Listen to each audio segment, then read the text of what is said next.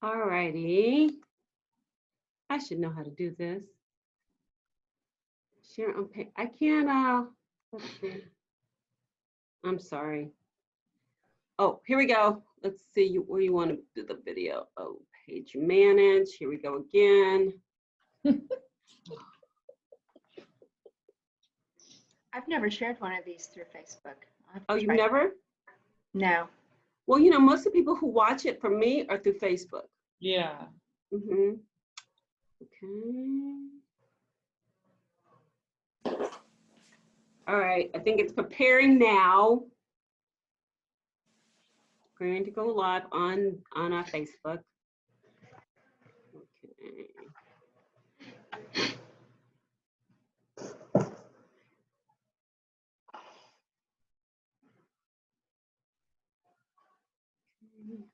Go.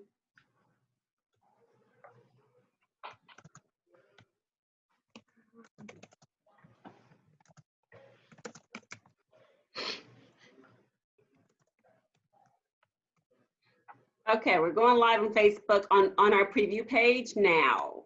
Oh, cool. Hold on, it's going live.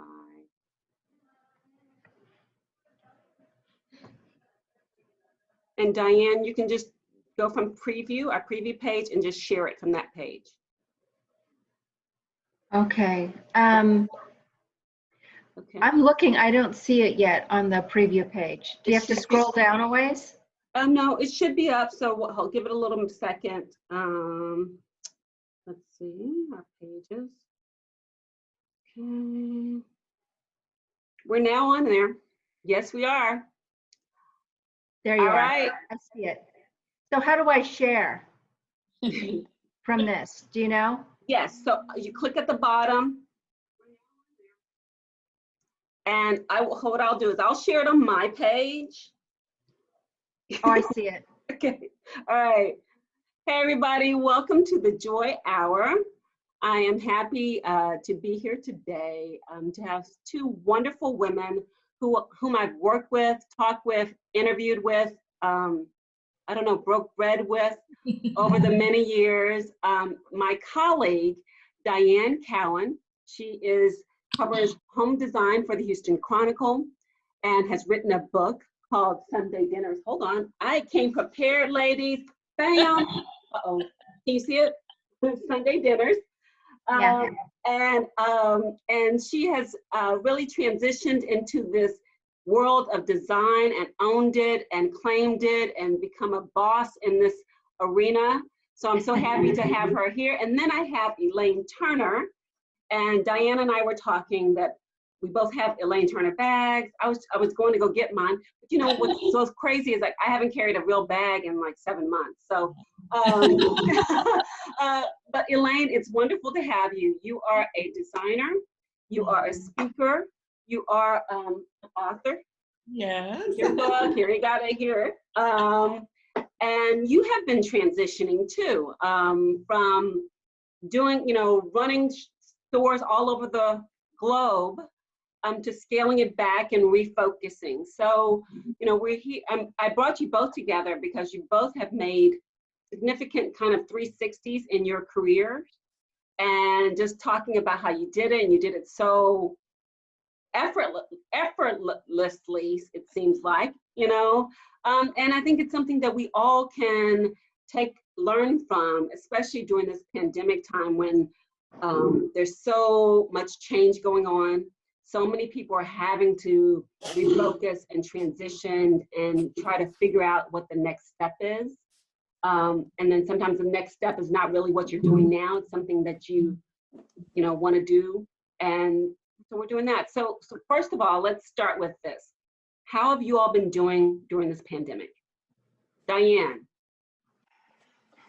Up and down, to be honest. I felt like I was initially, that maybe the first month, it was a little refreshing, to be honest, that I felt like life was so busy and work was so busy, and there's like all this noise around me, that when suddenly I had to work from home, it felt really good to just sort of detach and have, like, I don't have kids, I'm older anyway, but like I have a quiet house. and to be in quiet felt really good. And then maybe at about week 6, I think I just hit a wall. I mean, I really hit a wall and kind of went into a little bit of a funk. And because, it's not that I wasn't doing anything, it was that I couldn't, like I couldn't have lunch with friends or go out for a drink or have a cup of coffee, or go to the gym. Like I just couldn't do anything. And it was very hard for me, but I think I've kind of figured out ways like Zoom. I started meeting once a month with several different groups of friends that I have in different places. And like, we've been friends for a long time, but we never did that before. And we're all like 6 women in different states, and you get on Zoom and we're having the time of our lives because we're, like friends from college that I knew 40 years ago. Suddenly we're seeing each other's faces, and we're in Florida and Texas and Indiana and Colorado and, wherever. We're just all over. So I've found ways to recover from that funk. Yeah. That's fantastic. And Elaine, what have you been up to? Similar in some ways to what Diane said, that I feel like at first I felt like it was an opportunity to kind of hit a pause button, sort of even like go within and really cherish the sort of the simple moments and kind of hunker down with my family. But honestly, it's been up and down for me too. I think that those first couple of weeks I was kind of like, oh yeah, I can do this. And then once I realized, okay, wait a minute, things have really shifted here. Like not only just from like careers perspective, but also just in intimately connecting with my parents. I have elderly parents, and the fear that goes with everything. So the anxiety inside of me was just at an all-time high, like making sure I have my mask, making sure I'm not exposing myself to my parents. And even now heading into the holidays, I've noticed a little bit of an emotional dip for me because I'm sort of feeling really torn about, okay, Thanksgiving gatherings and Christmas, but definitely not wanting to miss a moment with my family and my parents and my sister. And so I feel kind of this contradiction inside. Like inside, I'm like, I'm not sure kind of what to do and how to handle it. So I just try to take it day by day, honestly. And I think that's really what most of us are doing, because this is, uncharted territory. And it just seems like, I think Diana and I have had many conversations where it seems like we're just having the same day over and over. Yes. Blur's day. Every day is Blur's day. Exactly. And it's like when because there's no end in sight, it just makes it that much more stressful, I think, So let's talk about just doing pivots and transitioning in life and career. And I want to start with Diane, and because Diane used to be my editor, which was, she was a great editor. And you have moved into this arena of home design, and talk a little about how you've moved into it and how you've made it your own. Well, this was a really big change because I had been an editor for a really long time. So not only did I change topic area, I went from being an editor to being a reporter. So it was like change on a number of levels. But I've always been someone who kind of got bored with doing the same thing for very long. Even like back to my 20s, a job for 5 years and I got to change. Even if I'm at the same place, I've got to take a new beat to write about, or move to a different staff, because it just got boring to me. Sure. And thankfully I'm interested in a lot of things, a lot of topics. So, even at the Chronicle, I worked with GAs, and then I worked with the food team and the religion team and fashion and home design. I mean, like lots of different things. So fortunately, it's never been anything I wasn't interested in. And so it might have been harder to embrace that or pivot if it was a topic, like if I'm forced into a topic that I don't want, but I've always been able to grab onto something that I really like. And I don't really have any training in home design, but, I think I, have a good sense of style, and that helps a lot, like in fashion and in home design. Mm-hmm. And I also am not somebody who thinks I know everything. So I go into it thinking, blank slate, okay? And, you know, so when I started with home design, and there's an architecture component too, which was even scarier because they have their own vocabulary. I mean, their own vocabulary, their own language. And the idea of talking to an architect just about gave me a heart attack. And I had to just tell them, I have no training in this, so I'm going to ask a lot of stupid questions. Just please humor me. And everyone did. And I felt like with every story that I wrote, I learned something new and got to a point where I'm not like asking the stupid questions anymore, I would like to think. So, you know, it's really just been about wanting something new, and in some cases really needing something new. And in this shift it was. But, you know, I've always been an all-in person. And, you know, when I was food editor, you know, managing the food team, I wrote a cookbook. So, you know, whatever I did, I was just going to be all in, deep dive. And I'm doing that with home design too. That's and awesome. I'm really having more fun than I ever have. Oh. And you know what? And it shows because you are killing it with these stories and the hits to our website that you get. But just the spreads are so beautiful. You got Altuve's home, right?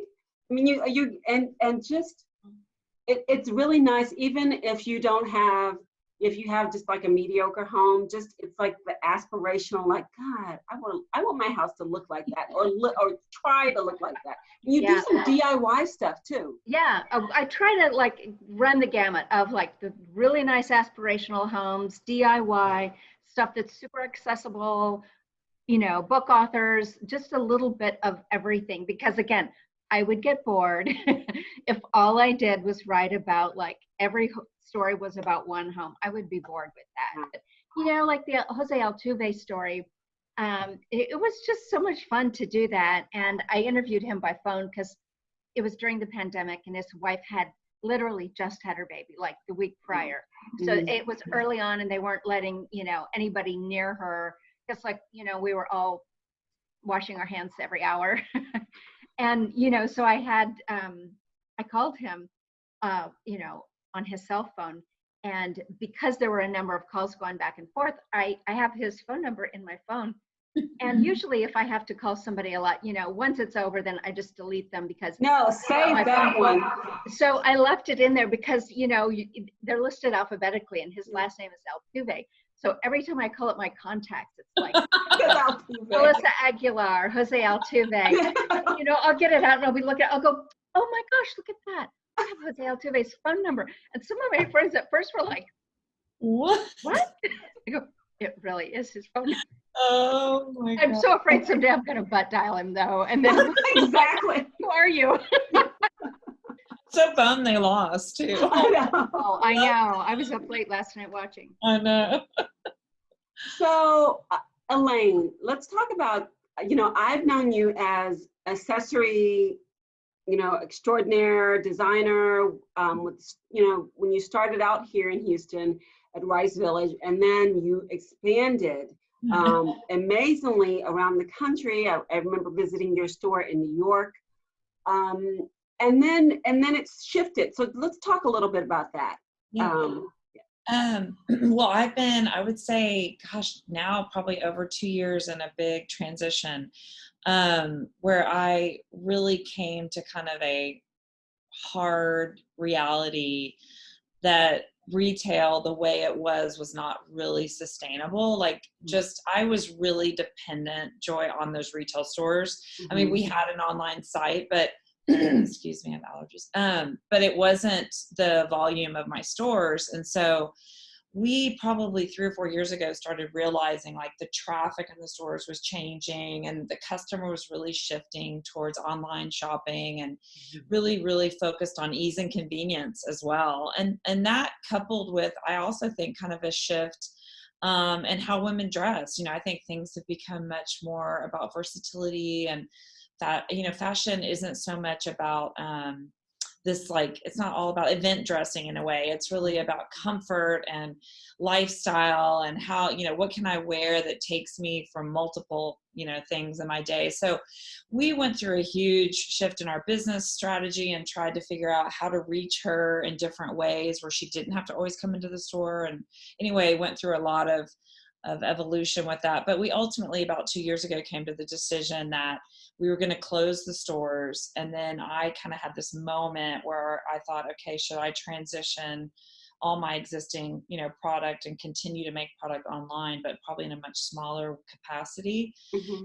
And to be just totally vulnerable and transparent, my husband and I were in this huge transition. Our son had just left for college, and I also have a special needs 16-year-old daughter. Mm-hmm. And we really kind of speaking to what Diane was saying, we just needed a change. I mean, I'm just being real. Sure. Like, our lifestyle had gotten so stressful, having 12 stores and 2 kids, and one with special needs, and my son had left, and he actually was a huge support for us with our daughter as well. And we kind of just said, is this really where we want to go? And he said, if you want to keep doing fashion, is there another way you could do it that worked for our family and for our mental and emotional health and all of it in an easier way? And so I've been really going through a total evolution and transformation of kind of using my story, the change and the transition and what I've had to do, and empowering women through this new program I've developed. And then also I'm now getting into some strategy about how to create more capsule collections for women, and even talking to women about like body image and talking about easy, effortless pieces. So I'm now in the middle of trying to research how I could do that and then kind of work that into my program of Know Your Worth. So it's been a long journey, but I think I'm exactly where I'm supposed to be now, even though it was kind of, it was hard, and I'm not going to lie, it was hard, but we're here and I'm okay and I'm standing, Well, okay. So you had a webinar last week and with your Know Your Worth program. Tell us a little bit about that. Yeah, so I've been, I'm in the middle of my launch. So basically I spent about the past year developing, it's really a women empowerment program about self-worth. And it really stemmed from my own life experience and what I've been through and the challenges that I've faced in my life, like chronic challenges. I had a stressful business, and I also had a daughter who has a neurological difference. And I really felt like my journey, I kind of was living through the external and serving and pleasing and trying to meet outside expectations. And I really felt like I had gotten to a place where I had kind of lost a sense of myself. And so I used my experience and all the research that I've done. I'm a huge personal development fan. I mean, I've been doing personal development for years. Like Brene Brown is like, somebody that I follow religiously. And so it wasn't new to me. This industry even isn't really new to me, but it's something that I really wanted to try to share my story and be really vulnerable and transparent with women. And then the research that I've done to try to help women, because I really ultimately believe that women are more, they're more vulnerable to kind of losing that sense of self, because we are so out there trying to fill all these different roles. So the program is basically a framework to take women through how they can reclaim and build their sense of self-worth. And so my webinar was basically kind of answering questions and educating women on the program. So for both of you, what's one thing that you do to kind of maintain your sense of self as a woman?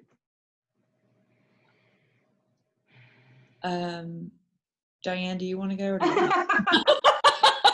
want I think for me, it is staying in touch with people who are important to me. I'm probably not great at self-care. And as Elaine was talking, I was thinking, oh yeah, I need to go to her webinar. Because I'm not great at self-care. And we'd love to have you. No, I'm kidding. I will. I'll find out the next one and I'll sign up. But like I have this group of friends from college, and like we can finish each other's sentences, and we literally have a text going nonstop. Like we text every day, and we do really? I have 2 groups of people I do that with. And then I have a group of friends who work at other newspapers. And we text nearly every day, and we do Zoom calls too. And I feel, I get a lift. I feel literally physically and emotionally better from those calls, because, you know, early on in all this, I think it made me realize how much I need other people in my life. And I think I took a lot of that for granted and got into that funk. And then with this one group of friends, we had this web call, and I just, at the end of it, I almost cried, because it was like I felt so much better. The difference before and after the phone call, I just thought, I have got to do this. And we were all texting each other after it that we were like, just like medicine for each other, that it felt so good. And then I've done that, you know, with my sisters there in Indiana. And I was literally on Friday on a video call with the two of them. And, you know, I think sort of nurturing these relationships that are important, and the ones I'm talking about are like long-term relationships. You know, I was in college a long time ago, and my newspaper friends I've known for 20 years, and my sisters all my life. So, you know, I think those people I've known for a long time who, like, you know everything about me and like me anyway, like, it keeps me grounded and keeps me charged up. It makes me feel good after I've talked to them. Sure. I think one of the things that we're all realizing how important connection is and how important connecting with people.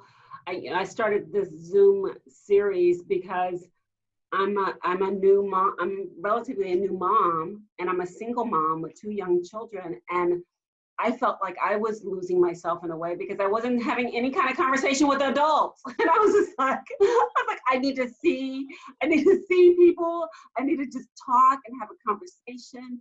And even though it's me kind of work in a way, but it's still a way of connecting. And that's so important to me. And doing this has helped me so much. So Elaine, how about you? Yeah, I mean, you know, it's interesting because the research states interpersonal relationships are the #1 kind of avenue towards fulfillment and happiness, and that a sense of belonging and connection is really, it's primal. I mean, it's almost like getting, you know, we need food and water to survive. Yeah.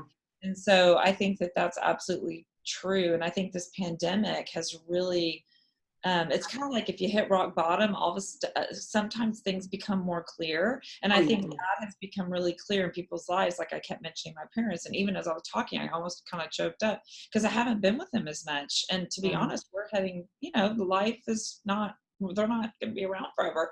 And so I think that you're absolutely right. Both of y'all talking about relationships. And I think for me, the thing I would add is really carving out, especially with the life I lead, with some of the responsibilities I have, and I mentioned some of the challenges I have, really carving out like 10 to 15 minutes a day for a stillness practice or contemplative practice or listening practice, where you really just sit there and reconnect with you. Because otherwise I feel like all I'm doing, Joy, is reacting to everybody else. And so, and for me, I have to do that, or I kind of just end up being like, you know, like, you know, I'm not who I want to be.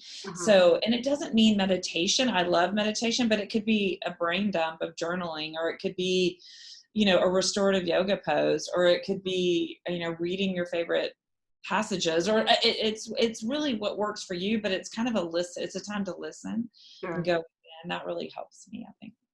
There are 2 things that help me. One is that I play music, but it's not like, I just need very chill music. And that tends to really help me. And spray painting. If I can find something to spray paint, that really, I am addicted to Facebook Marketplace, and I've sold stuff. People are buying during this pandemic. I've done a lot of it too. It's fun. Diane, you got me on this. I know. So before the pandemic, Diane was like, I'm making all this cash, selling all this stuff in my garage. And I'm like, Facebook Marketplace. So I was scared to death to try it.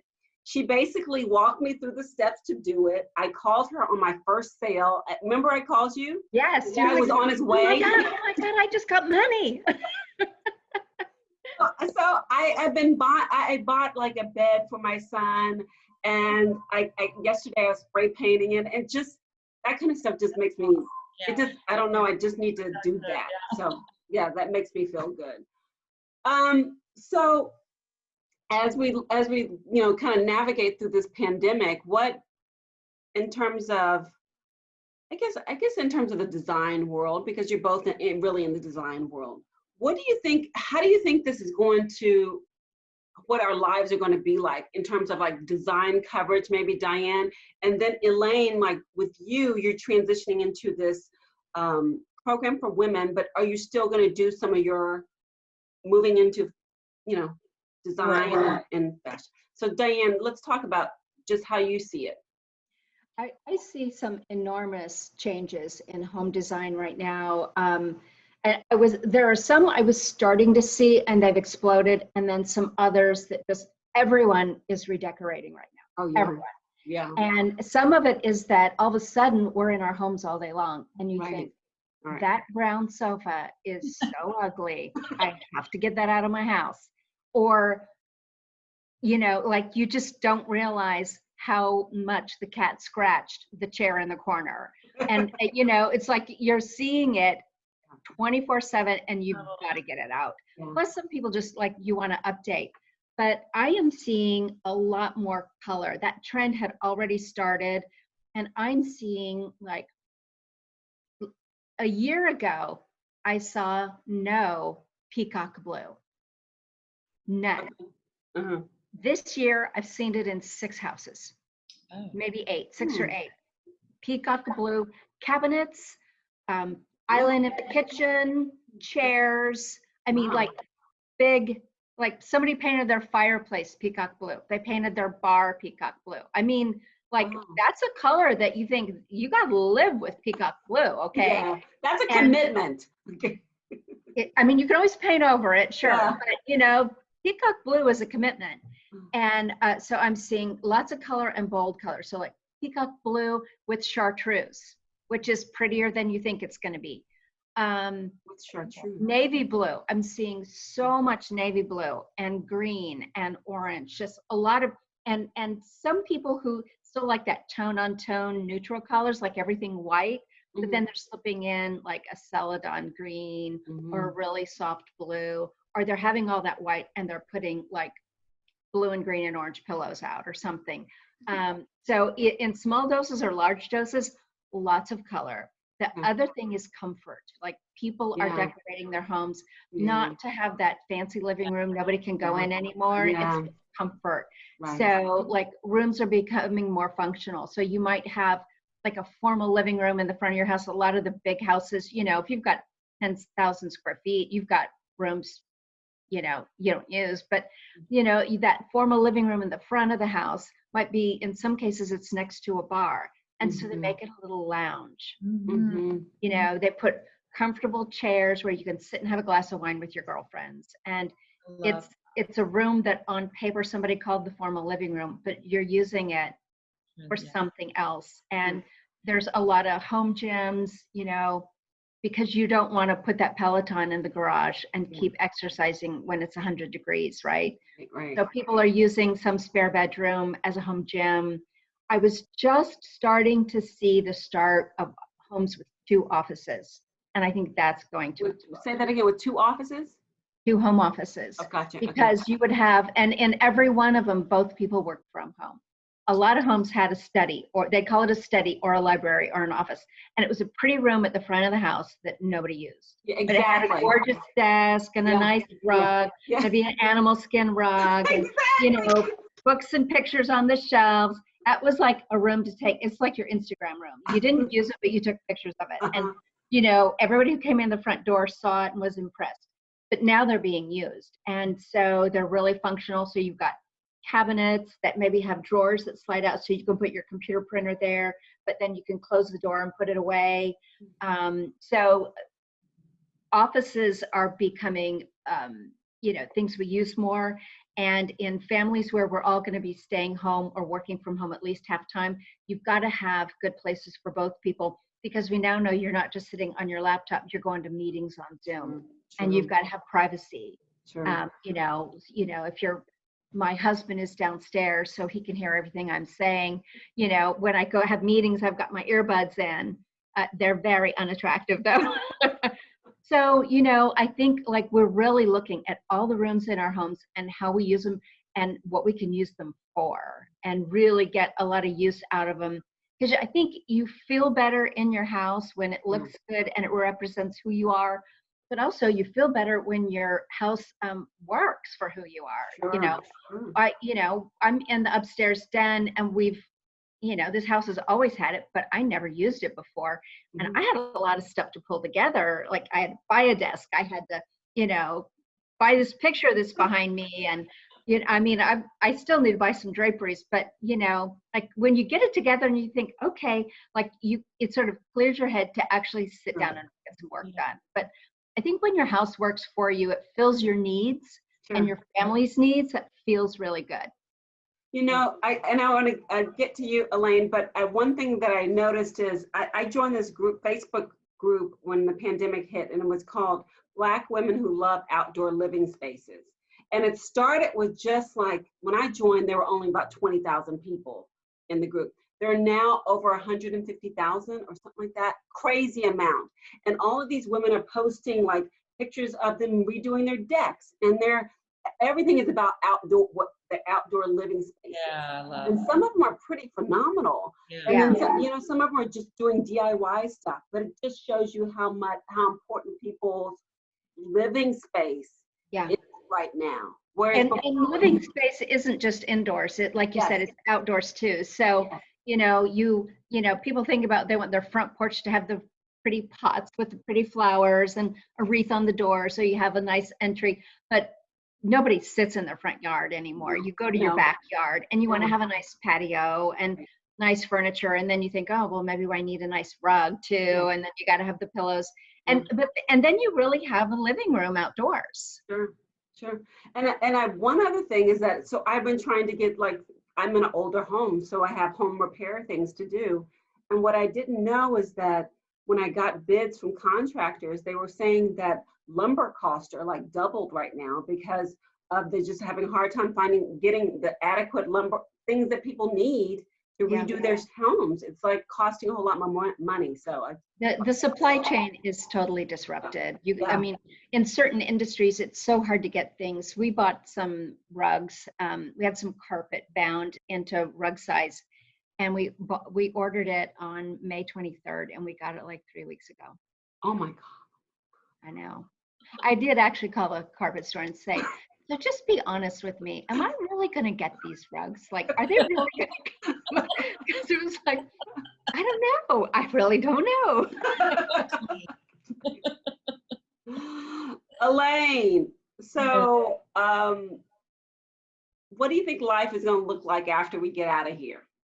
Oh, gosh. For you and for style and design and what you're doing too. Well, I feel like what it's kind of interesting what Diane was saying even about rooms in your home serving multiple purposes and comfort. I feel a lot of that even with fashion pieces. Like, I feel like so many of us are looking at pieces in a way where we're saying, okay, where could that take me? How versatile is that? How transitional is that piece, whether it be, a handbag or a pair of booties or whatever it is that you're looking at. I think that we're also kind of like looking at our wardrobes in a more sustainable way. Like, we don't just want one-offs. Like, we want pieces that we feel like can take us from season to season and from event to event.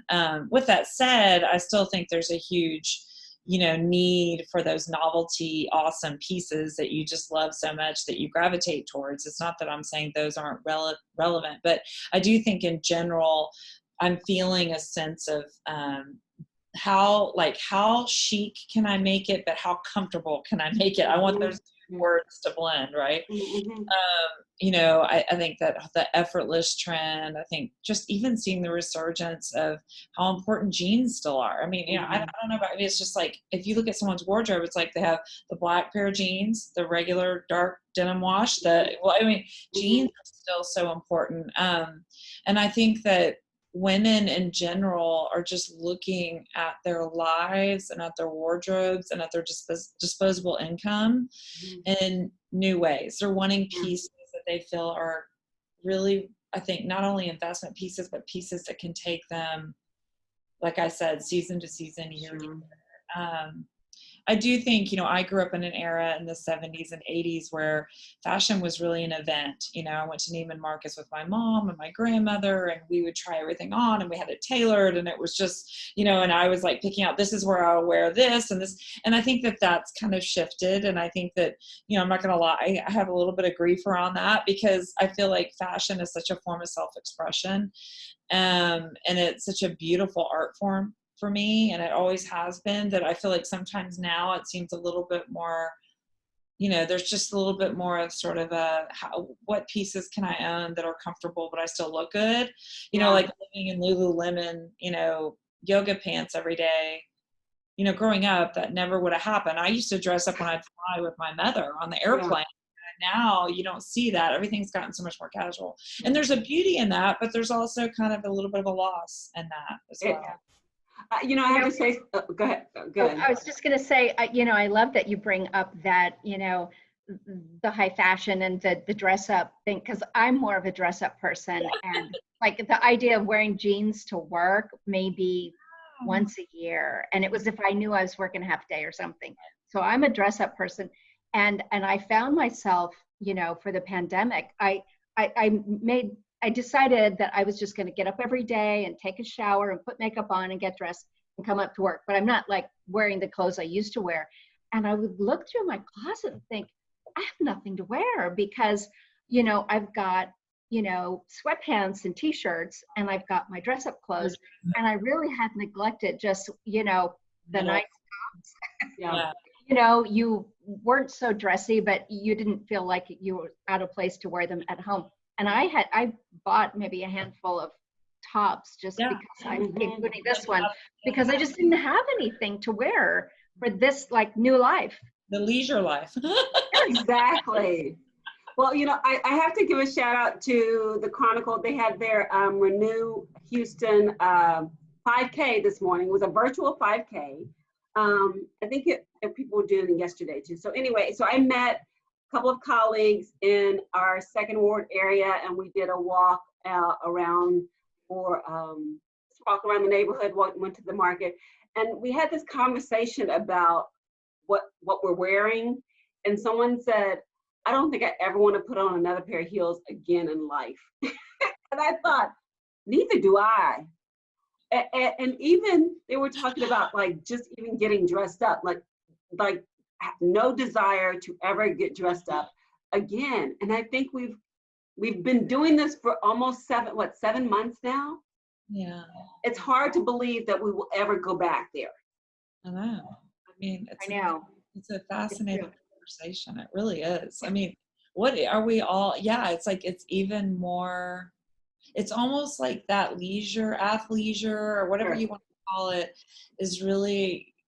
It's now become kind of the accepted form. I mean, look at the sneaker trend and all of those things. It's like how, it's kind of like now instead of buying like ballet flats, I'm like, oh, well, what's the cutest pair of sneakers I can find? Yeah. It's like, that's such a weird, but I think it's fascinating. I bought 3 pair of Dance Go clogs during this time.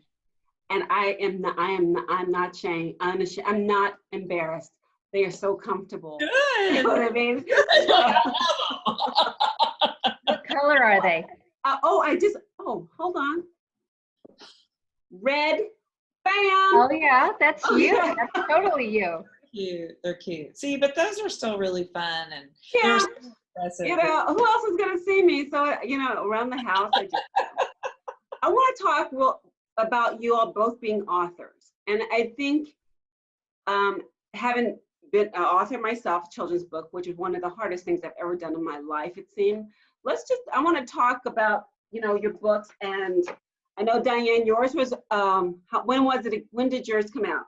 2013. Really? I know, it was a while ago. Wow. I know. So do you ever think, like, remind yourself, like, I wrote a book. Like I wrote a significant, and this is a lot of work.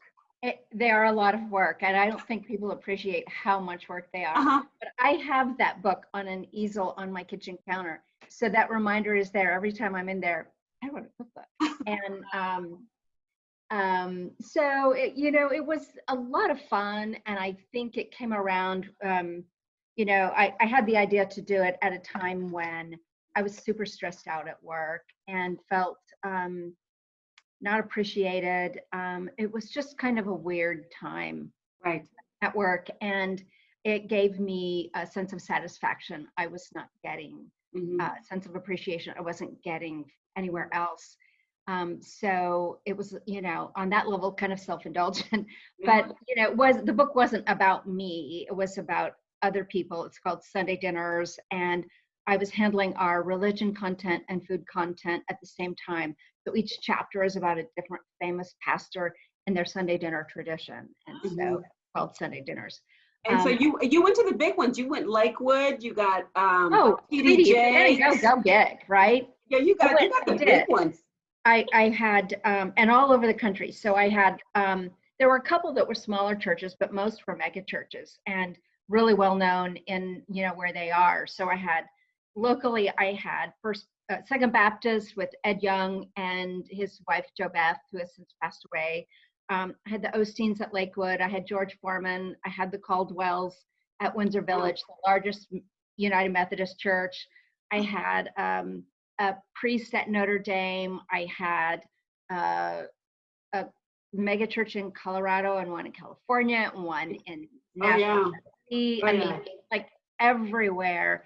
And it was just a lot of fun to meet these people. And in some ways, everybody was completely different from the other. And yet we all had this universal experience of kind of growing up with these Sunday dinners. I'm from Indiana, raised Methodist, like every Sunday morning you went to church and then you had Sunday dinner. And it might be at home, and it might be in a restaurant. There's this like Frisch's Big Boy near the church, and we might go there. That was a treat. I grew up in the 60s, and we didn't eat out all the time like people do now. Like eating out was a huge treat. And then, we would go visit my grandparents who lived like the next county over, and that was like Sunday.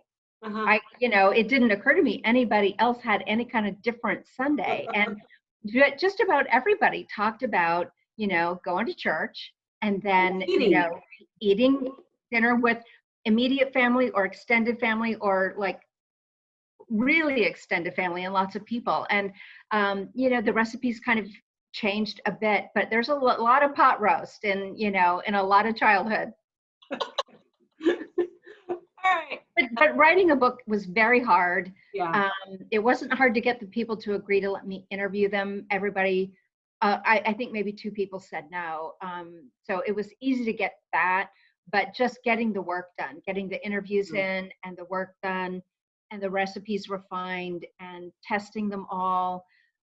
It was really a lot of work. Yeah. As you both know. Yes. Elaine. Well, it's funny. Let's talk about yours. Yeah, I feel like Diane and I have because when she said I wrote the book during a stressful time at work, I'm like, me too.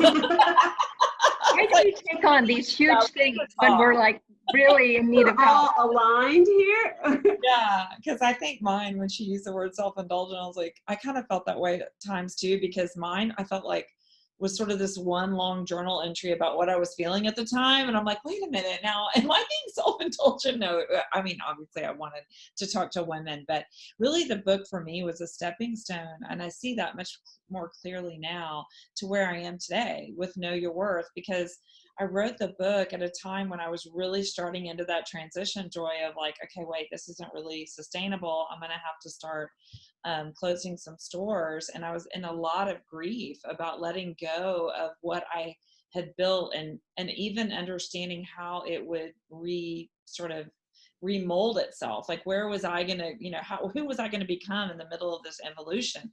Mm-hmm. And so I wrote the book after meeting a woman in one of my stores in Dallas who had stage 4 breast, multiple myeloma cancer. And she came into the store and said, I don't want you to ever underestimate what you do. I mean, just out of nowhere, she just told me this story, and she said, I see your clothes, the color and the effortless silhouettes and the caftans and all the joy. And it's brought me so much joy during my treatment.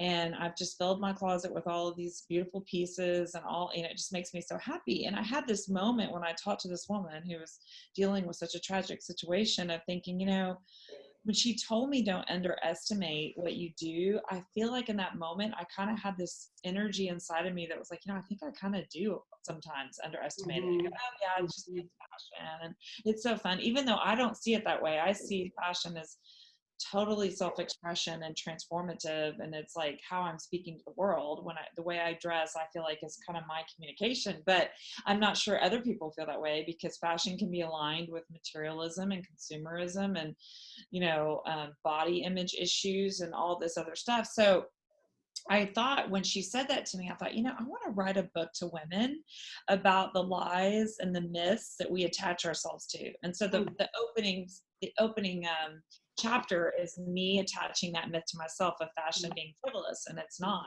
And so I walk through these core myths for women. And then it's interesting, Joy, because those myths have kind of morphed into really a foundation for the Know Your Worth program about kind of, I think the reason why we get kind of broken inside and our self-worth gets shaken is because of the stories, the limiting narratives that we attach ourselves to as women. So anyway, it's really interesting. Now I have more 20/20 hindsight. At the time I was just like writing away, but now I see that it was leading me here. So I think it's fantastic. And I think, people underestimate writing a book like, a cookbook like you did, and you put your personal experiences in it, and then a personal kind of memoir in a way. That's it's hard. It's hard. Yeah, it's hard. What do you think? Oh gosh, I'm sorry. I have dogs. Okay, at home. What makes you so happy about what you do in your life right now? Diane. For me, I think it's the feedback that I get. I hear from people. I hear from people pretty frequently about stories that I write that sometimes they just say that they enjoy them. And I'm shocked that it'll be just out of the blue. Someone will say, I want you to know I enjoy your stories. And that feels good. But, I got a text from a woman that I have known through work. She doesn't work at the Chronicle, but I met her. She follows my stories, and she's been wanting to redo her bathrooms in her house. And her husband has MS, but they couldn't afford to make their home wheelchair accessible. And so they had like a master bathroom that didn't really serve their needs for a very long time. And they're finally getting around to it. And she texted me some pictures, and, it was like, I got this one from this story. I got this idea from that story, and this from that story. And so I see people sort of, there's a takeaway. It's like this aspirational pretty house, but people can look at it and say, someday I'm going to have that light, or a light like that in my bathroom too. Or I'm going to get, quartzite, or I'm going to get marble, or, put peacock blue in my house, So, like there's real living in there that it looks fancy and it looks like something you could never have, but there are little bits and pieces of it that anyone could do.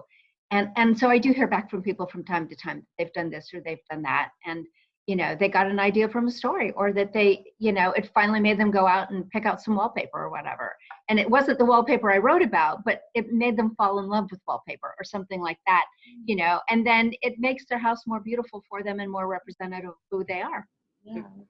I asked you, I said, because I'll say, okay, Diane, where do I find some good doors? And she's like, I've never done a story on doors. I'm like, well, I have to replace my front door. So, and I just think that, I think it was always cool when in covering fashion, when people would ask me, like, where do you find? Because then they see you as an expert, which I think is very cool, Yeah. Yeah. You are. Yeah. All right, Elaine, what is making you happy right now?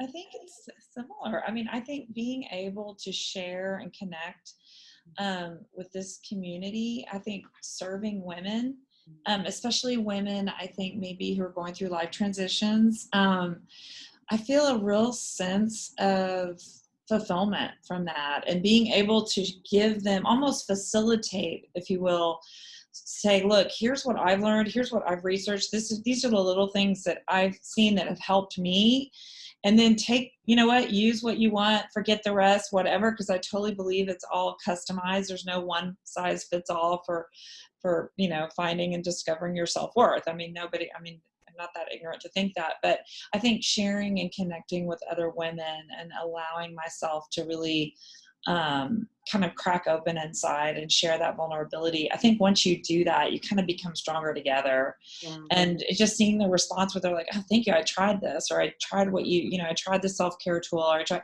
and then hearing that, I think we're all in this together, and I love, and the one thing that I always say to people is, even though my career has shifted, it's really just a little bit different packaging, but I'm really serving the same mission of really trying to help women feel beautiful inside and out, whether that's through fashion or through personal growth and self-care and all that. I ultimately have the same goal, and I love serving women. That's always been the foundation of really talking to women.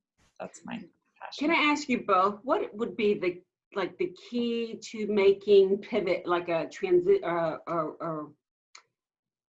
a change in your career, moving in a different direction, reinventing yourself, or however you want to call it? What would be like the key or keys to doing that? Do you want me to go first? Sure.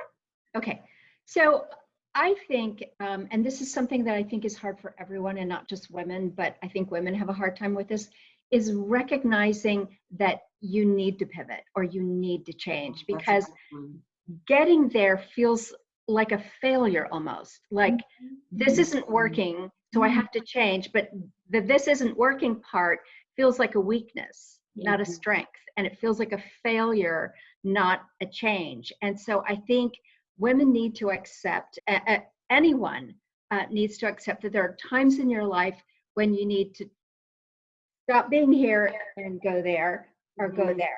Make a left turn, make a right turn, but please make a turn. Stop staying on this path that doesn't work for you. And it's not a weakness that you are going to change. It's actually a strength that you can say, I'm moving to the next level, the next chapter, the next step, whatever you want to call it. But to be able to move to that next place is really a strength. I totally agree. I agree that yes. And Elaine, what would be yours? Yeah, exactly what she said. It's not a failure to have to change. And I think as women, we're so hard on ourselves. Perfectionists, and we're people pleasers, and we want things to work out for everybody, not just ourselves. We want it all to be smooth. And my other thing that I would kind of underpin with what Diane said is 100% giving yourself self-compassion and grace through the process, instead of creating a whole other rabbit hole of I'm a failure and this didn't work, this whole other issue that in reality is totally untrue. That there's so much courage and strength in actually looking in the mirror and saying, this is no longer working and sustainable for me, and that's okay. That doesn't mean that I'm a failure. That means that I'm actually have self-awareness, and I'm courageous enough to look at the truth and decide, okay, what am I going to do with this? And wrapping yourself with compassion. And I know it's so hard to do, but you have to, otherwise you're going to end up in the fetal position, like, bitter and resentful. Yeah, I know, exactly.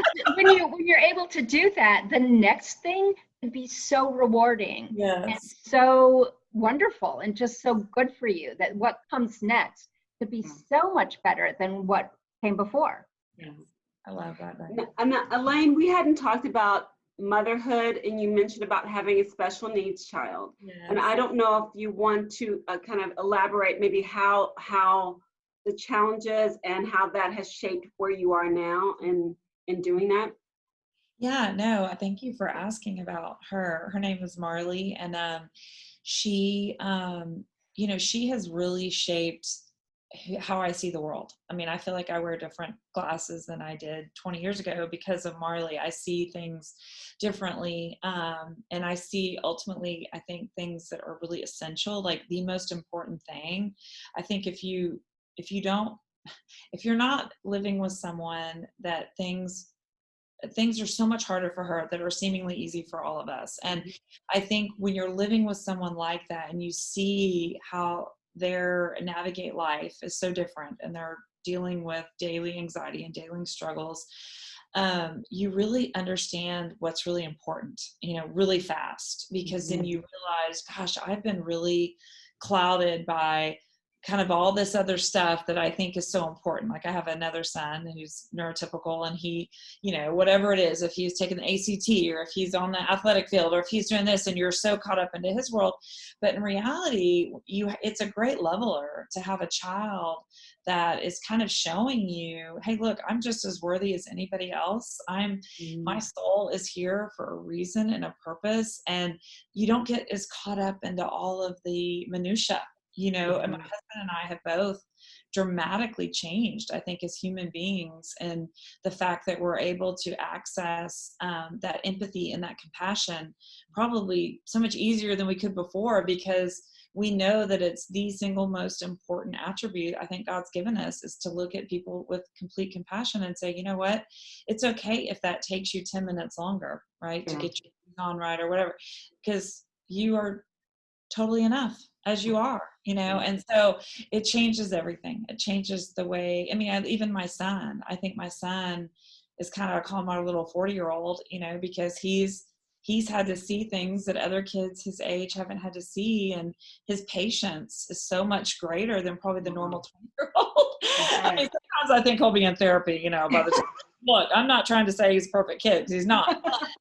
He's had to do things, and he even is the one time, Mom, she's going to be fine. I'll call him sometimes like in tears. He's like, it's going to be fine. You got to take the big picture, So I think in some ways there's a real beauty, and, it's a challenge too. Every day is a challenge, but every day is a gift. So 2020 has been a crazy year. If you had one word to describe it, what would it be? Only one? Really? Okay, all right, 2 or 3 maybe. Okay, yeah, I'll give you grace on that. And you can't use hell. Okay. That's hard thing to answer. It's just been, for me, a challenge. It's really been a challenge to stay focused and stay sane, to be honest.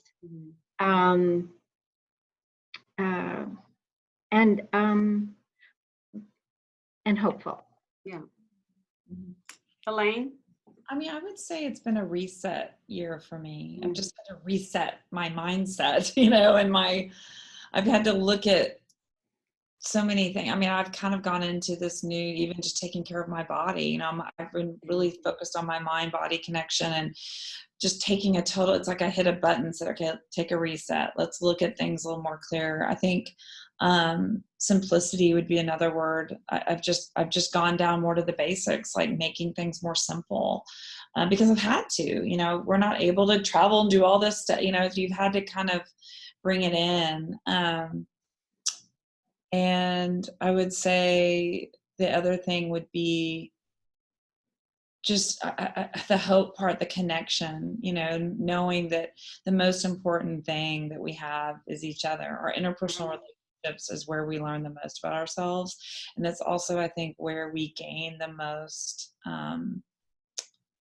happiness, and fulfillment. And so I would say that would be the positive, is almost that coming really into clarity for all of us. But yeah, it's been a huge challenge too. It has been a challenge, and I think I echo both of you and how I would describe it. And also for me, it's been, I lost my dad in August, and it's been an emotional challenge. But also I have had to focus on my children and focus on my work, and still life goes on. And that's what's so strange about all of this, is that even with all of this turmoil, we still have to live our daily lives. you know, and yeah, that can be and I've learned to just kind of give myself a little leeway that even though I feel like I'm gained like 50 pounds since this pandemic, and I've eaten way too many bags of popcorn. Me too. I just, Yeah, I have to. I know. Me too. I'm like, okay, I gotta get, rein it in. rein it in. But yeah, so for me, I feel like it's been a reset. It really is. Then let's focus on most important. My daughter built wanted me to, keeps asking me to play, and I found, I was like, okay, I'm gonna play with you. And she made a castle out of blocks that my mom gave her. There were blocks that I played with when I was a child. And she built a castle for Big Daddy, which is the name for my dad. All the grandkids call my dad. And so she said she was building a castle for Big Daddy in heaven. So, it's the little things that really, speak right now. Yeah. So anyone want to find you, follow you, Diane? So I post links to everything I write on Facebook. You can just, search my name, Diane Cowen, or Diane Cowen Houston Chronicle. I have an Instagram account, Diane Cowen Chronicle. And I'm on Twitter, but I don't tweet much. Facebook and Instagram would be the main places. And you can find all my stories at HoustonChronicle.com. Diane also has a Chronicle newsletter. Yes, I have a newsletter, and you can sign up for it. Let's see, HoustonChronicle.com/Access Design. The newsletter is called Access Design. It comes out every Tuesday morning, and it has links to my stories and some other stories that I think are interesting and people might want to read. And I frequently include links to Joy's columns because I think it's great. But, I write it for what I think are like-minded people, so you can see my personality in my newsletter. Maybe a few too many references to wine, but, I'll chalk that up to the pandemic. Exactly. I love it. Elaine, how do we follow you? How do we get in touch with you? How do women find out about Know Your Worth program? So I just launched my new website. I mean, it's still the same URL. It's just ElaineTurner.com, but it has all the new Know Your Worth content on it. And you can sign up for the class I'm launching now. So I'd love for you to join. And Instagram and Facebook is just at Elaine Turner. So. All right, fantastic. Well, ladies, thank you so much. I can't believe the hour has gone up. It's already done. I know it went by fast. Love talking to you both. Thank you. This has been great. This is the Joy Hour. I'm with my Joy Sewing with the Houston Chronicle. My guests have been Diane Cowen. She is design expert extraordinaire with the Houston Chronicle. Elaine Turner, speaker, author, Know Your Worth founder. Thank you. Thank you, Joy. Thank you, everyone. Thanks for watching. Bye.